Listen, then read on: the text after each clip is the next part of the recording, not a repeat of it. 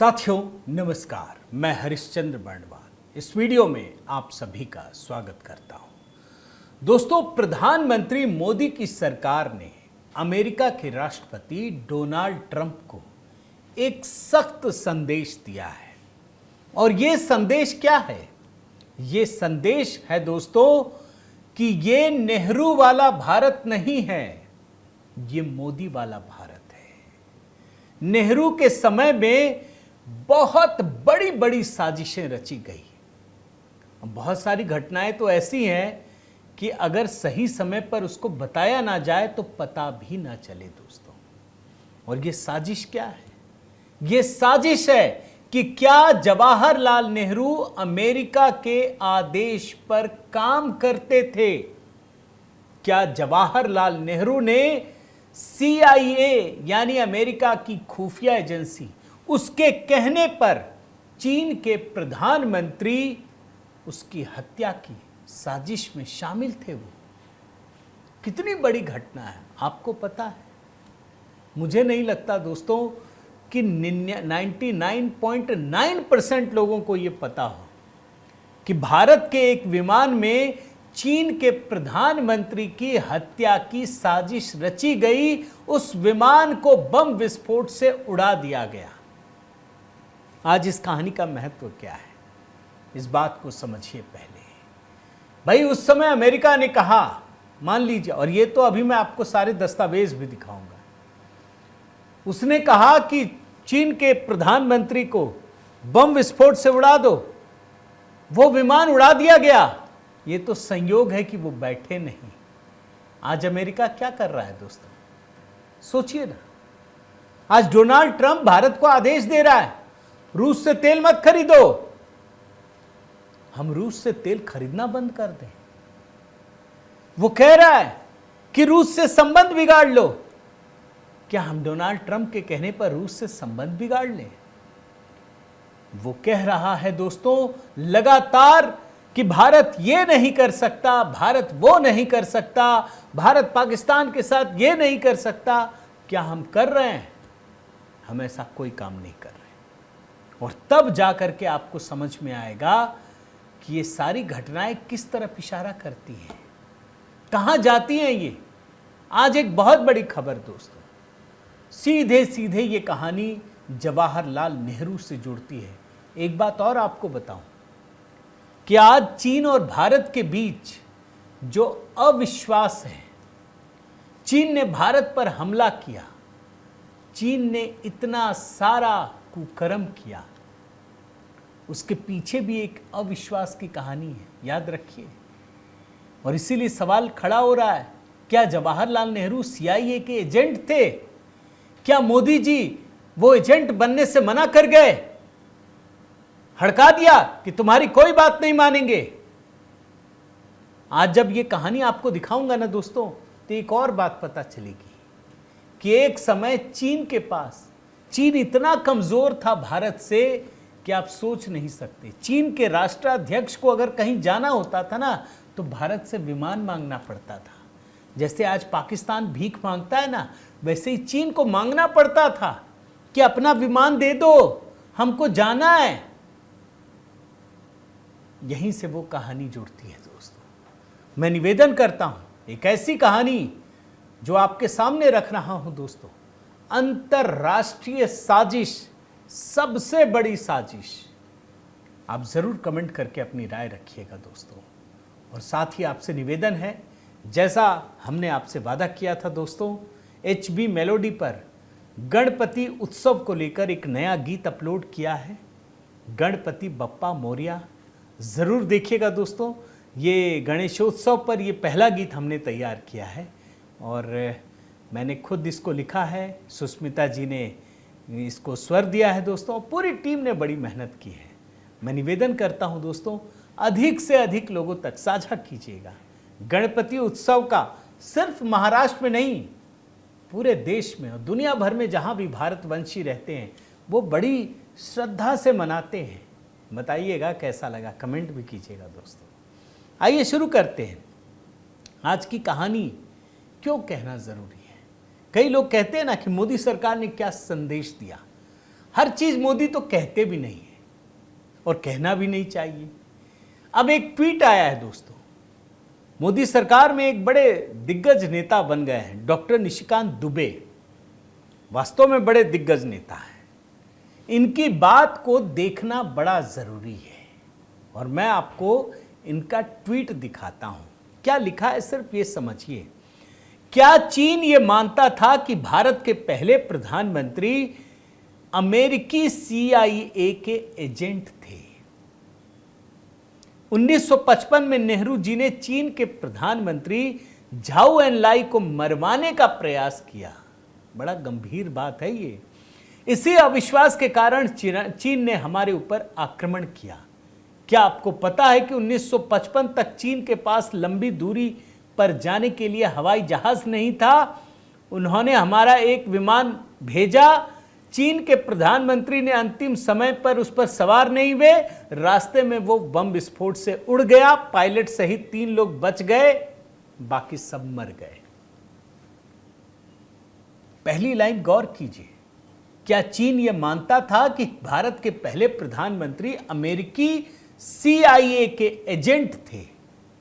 एकदम तुलना कर लीजिए। अभी तो मैं इस घटना को आपको दिखाता हूं, एक एक दस्तावेज। भाई एजेंट का क्या होता है? अमेरिका के CIA ने कहा तुम ऐसे करो, उसने कर दिया। और क्या किया? अमेरिका, डोनाल्ड ट्रंप भारत को कह रहा है, चीख चीख के कह रहा है, मोदी जी को कह रहा है तुम रूस से तेल मत खरीदो। बोलते रहने दे,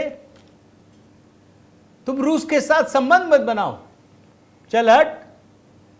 वो बोल रहा हमारे से हथियार खरीदो। नहीं खरीदता, मैं फ्रांस से खरीदूंगा, जर्मनी से खरीदूंगा, दुनिया में सबसे खरीदूंगा, तुमसे नहीं खरीदूंगा।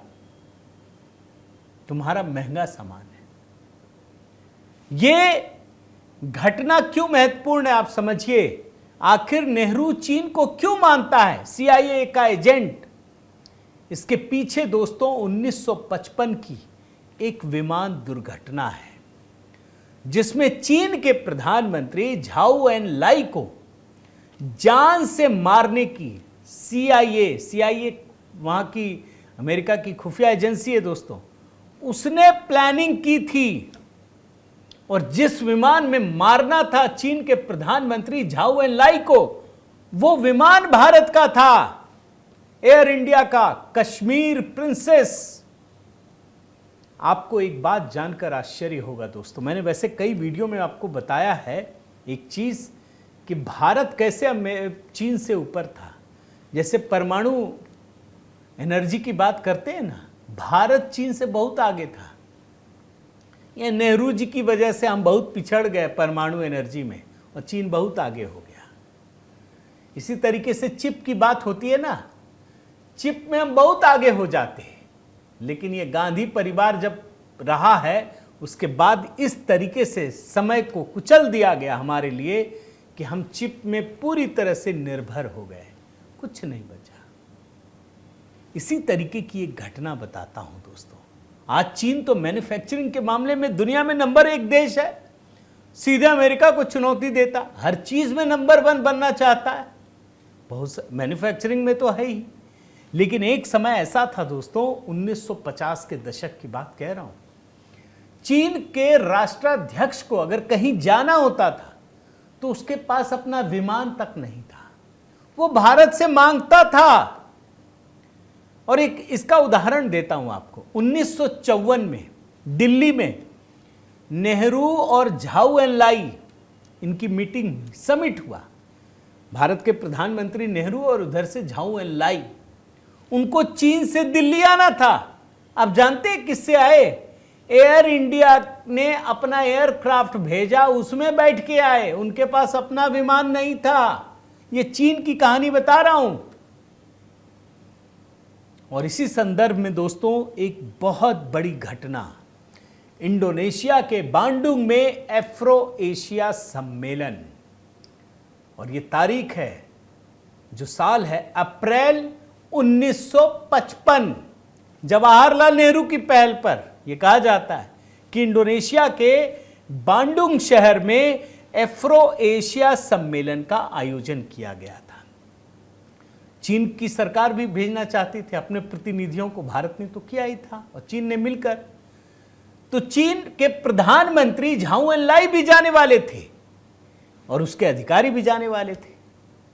अप्रैल 1955 की बात बता रहा हूं, लेकिन चीन के पास तो कोई विमान था ही नहीं।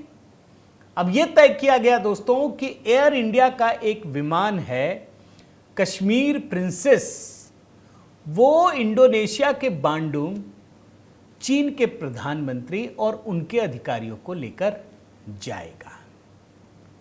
अब यह समय आपको बताता हूं। 11 अप्रैल 1955 हांगकांग के काई टाक हवाई अड्डे पर एयर इंडिया का जो विमान है कश्मीर प्रिंसेस, ये खड़ा था।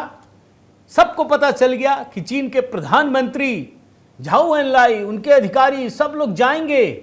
और एयर इंडिया का ये जो विमान है ना दोस्तों, ये लॉकहीड कंपनी का L749 कॉन्स्टेलेशन विमान था। कॉन्स्टेलेशन विमान था, जो लिखा हुआ है, मैं वो सारी चीजें आपको बता रहा हूं।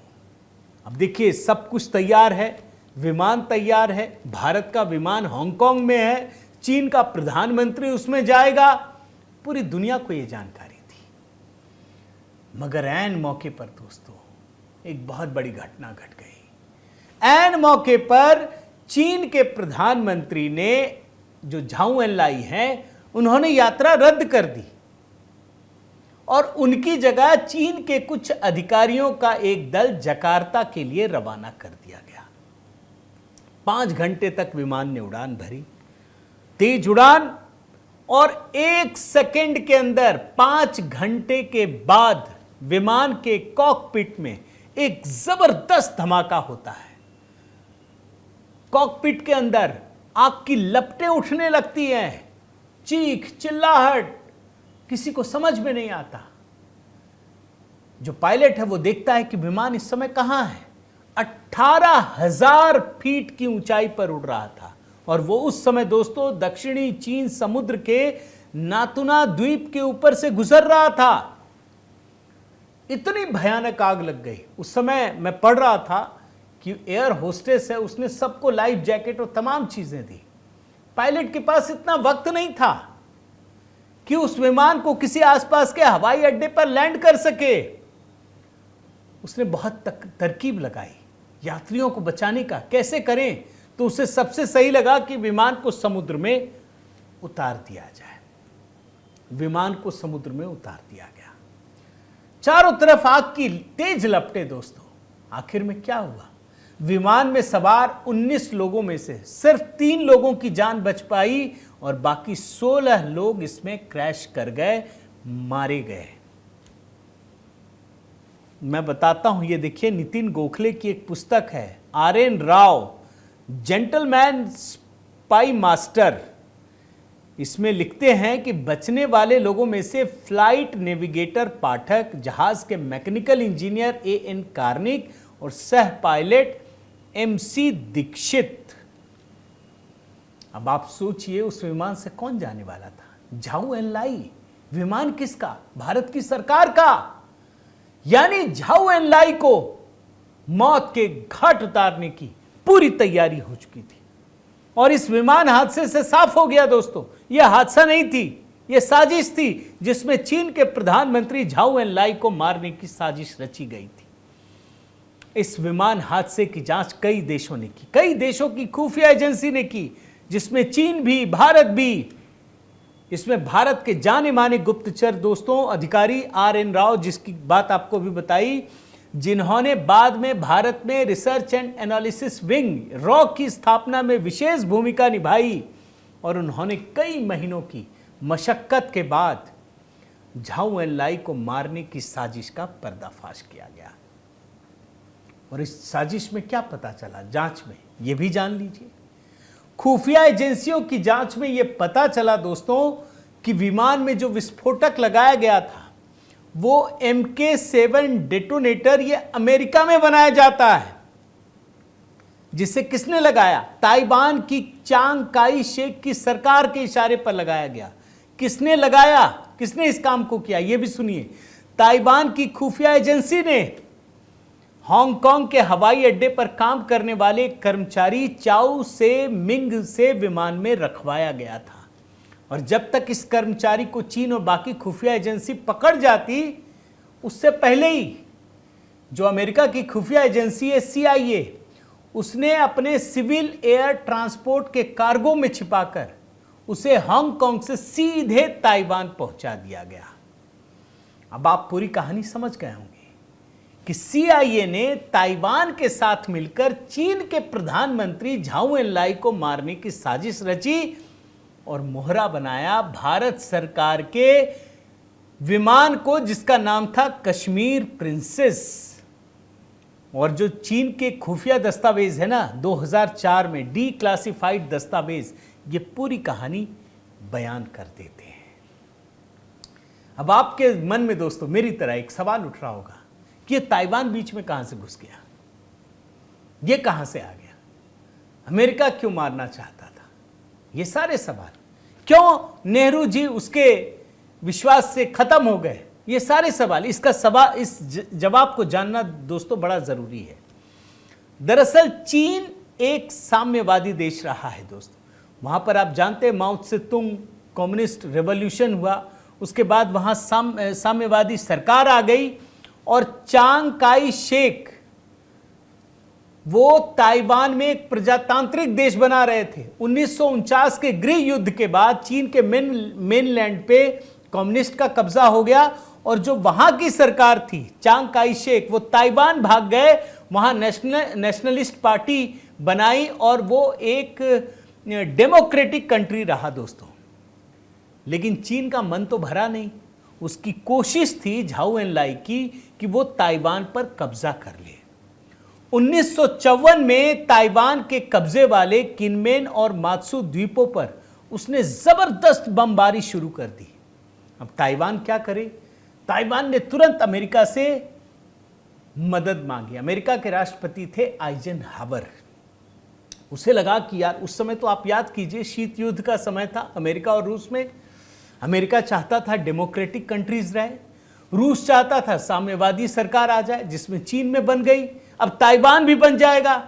अमेरिका डरा हुआ था और अमेरिका ने ताइवान को बचाने के लिए जवाबी कार्रवाई शुरू कर दी और यह योजना बनाई कि चीन के शंघाई शहर पर परमाणु बम से हमला कर दिया जाएगा।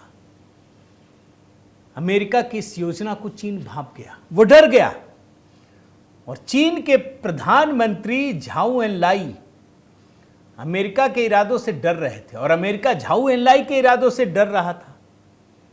और इसीलिए दोस्तों झाऊ एनलाई की हत्या की योजना बनाई गई जिसमें अमेरिका ने ताइवान का मदद लिया। अब भारत का पक्ष भी समझ लीजिए कि भारत चीन से भी दोस्ती करे नेहरू जी और उधर ताइवान से भी दोस्ती करे, लेकिन चीन को भरोसा नहीं था। क्यों नहीं था ये समझिए, क्योंकि चीन एक साम्यवादी देश था, भारत एक डेमोक्रेटिक कंट्री था। चीन को लगता था कि अगर भारत एक डेमोक्रेटिक कंट्री है, अगर साथ देने की बात आएगी तो वो चीन का नहीं देंगे, वो अमेरिका का देगा, ताइवान का देगा, और इसीलिए उसे नेहरू पर भरोसा नहीं था दोस्तों। ये बात आप समझ लीजिए और इसीलिए ये साजिश रची गई। ये घटना सच है, आप समझ लीजिए। भारत का जहाज था, उस जहाज में बम लगाया गया, बारूद लगाया गया, उसको उड़ा दिया गया। उस विमान से चीन के प्रधानमंत्री झाऊ एनलाई को यात्रा करनी थी जो आखिरी समय में पोस्टपोन कर दी गई और जिसने यात्रा की अधिकारी वो सब के सब मारे गए। अब आप सोचिए दोस्तों, जो बात निशिकांत दुबे ने कही है, क्या जवाहरलाल नेहरू CIA के एजेंट थे? क्या नेहरू CIA अमेरिका के दबाव में झुक गए और अपने ही विमान पर यह सारा कुछ होने दिया? क्या नेहरू जानते थे? यह घटना तो इतिहास के पन्नों में दर्ज है दोस्तों। यह बात सच है कि वो हत्या जान एक साजिश थी, मारने की हत्या थी। यह बात तो इतिहास में दर्ज है, ये सारे डिक्लासिफाइड डॉक्यूमेंट्स में दर्ज हैं। अब आप सोचिए, ये तो अमेरिका की फितरत है, वो भारत को इस्तेमाल करना जानता है, वो भारत को इस्तेमाल करना चाहता है दोस्तों, इस बात को ध्यान रखिए। और जो काम उस समय आइजनहावर ने नेहरू से करवाया, जो निशिकांत दुबे कह रहे हैं, वही काम डोनाल्ड ट्रंप इस समय प्रधानमंत्री मोदी से करना चाहते हैं। वो रूस को मतलब टारगेट करने के लिए भारत के प्रधानमंत्री मोदी को या भारत को हथियार की तरह इस्तेमाल करना चाहते हैं। प्रधानमंत्री मोदी ने मना कर दिया, हम नहीं करेंगे भाई। उसने मना किया कि रूस से तेल मत खरीदो, भारत ने मना कर दिया हम रूस से तेल खरीदेंगे, कोई नहीं रोक सकता, यह हमारे राष्ट्र की प्राथमिकता, हम जरूर खरीदेंगे। और सिर्फ खरीदेंगे नहीं, बल्कि उसने बैन लगाया, टैरिफ बढ़ा दी। भारत ने कम नहीं किया डर के, भारत ने और बढ़ा दिया। रूस ने कहा हम आपको और डिस्काउंट देंगे, भारत ने कहा बढ़िया है भाई, हमारी ऊर्जा की जरूरतें पूरी होती है, हम जरूर लेंगे। लेकिन ऐसा नहीं है दोस्तों कि भारत की विदेश नीति किसी पर आश्रित है। अब इसका भी आपको एक एग्जाम्पल दे देता हूं। अभी भारत चीन के बीच बातचीत होने वाली है। अब जानते हैं ना, प्रधानमंत्री मोदी चीन जा रहे हैं, ये भी सच है। अभी जब विदेश मंत्री आए तो एक खबर फैला दी गई कि ताइवान के मुद्दे पर भारत का रुख बदल दिया गया है। तुरंत भारत सरकार ने खंडन कर दिया कि भैया ताइवान में जो भारत की नीति है उसमें कोई बदलाव नहीं आया। ऐसी भी खबरें फैला दी गई कि भारत और चीन ने डील कर ली है कि तुम पीओके पे कब्जा कर लेना, हम ताइवान पे कर लेंगे। ऐसा कुछ नहीं है। तो दोस्तों एक बात जरूर कहना चाहता हूं कि जो काम नेहरू ने किया, अमेरिका वही काम प्रधानमंत्री मोदी से करवाना चाहता था। लेकिन वो जानता नहीं है कि अब देश बदल गया है, अब सब कुछ बदल गया। अब वो भारत भी नहीं रहा, वो नेहरू वाला भारत नहीं है भाई। इस भारत के पास ऐसे ऐसे हथियार हैं। ठीक है 1955 में चीन से हम ऊपर थे, लेकिन उसके बाद तो हम बहुत गिर गए। भारत की इकोनॉमी को बेकार किया गया। समय बदल गया, वो नहीं है समय। अब तो भारत चीन के डिफेंस सिस्टम को ध्वस्त करने की ताकत रखता है। तो दोस्तों ये कहानी है। आप जब तक हिस्ट्री नहीं देखेंगे आपको प्रेजेंट का एहसास नहीं होगा कि प्रधानमंत्री मोदी ने क्या बदलाव किया है। उम्मीद करता हूं इस कहानी से आपको बहुत कुछ समझ में आया होगा। आपको क्या लगता है? हमारे सोशल मीडिया परिवार के अधिकांश लोग तो काफ़ी उम्र दराज है, मैं देखता हूं। आप ज़रूर बताइएगा उन कहानियों को कि आपने क्या देखा, अपने समय में कैसे महसूस किया और आज आप क्या बदलाव महसूस करते हैं। मैं निवेदन करता हूं दोस्तों कि अगर आपने चैनल सब्सक्राइब नहीं किया है तो ज़रूर कीजिए, लाइक कीजिए, बेल आइकन दबाइए। और हाँ, HB मेलोडी पर दोस्तों बस गणेश उत्सव शुरू हो रहा है, तो देखिए क्या हमने गीत तैयार किया जो मैंने लिखा है, सुष्मिता जी ने गुनगुनाया है। बस तुरंत दोस्तों देखिए कमेंट में पिंड कर दिया है, क्लिक कीजिए, पूरा गीत सुनिए और बताइए कैसा लगा। बहुत बहुत धन्यवाद। जय सिया राम।